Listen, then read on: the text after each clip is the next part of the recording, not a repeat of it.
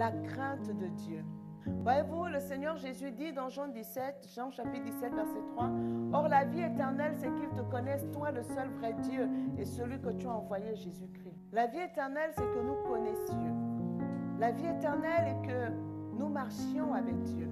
Et pour marcher avec Dieu, il faut la crainte de Dieu. Quand on parle de crainte de Dieu, on n'est pas en train de parler de peur.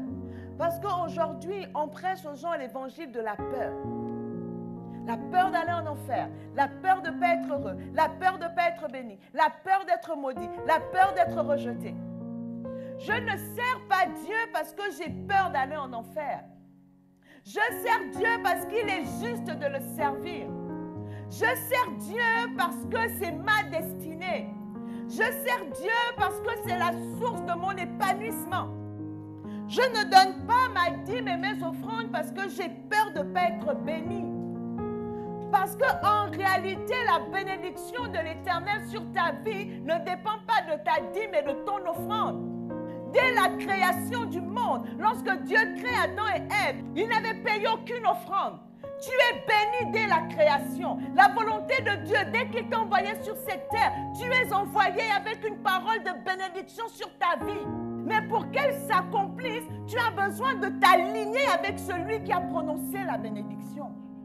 Mais lorsque la Bible nous parle de la crainte de Dieu, la crainte de Dieu, c'est un saint respect qui nous pousse à obéir à Dieu.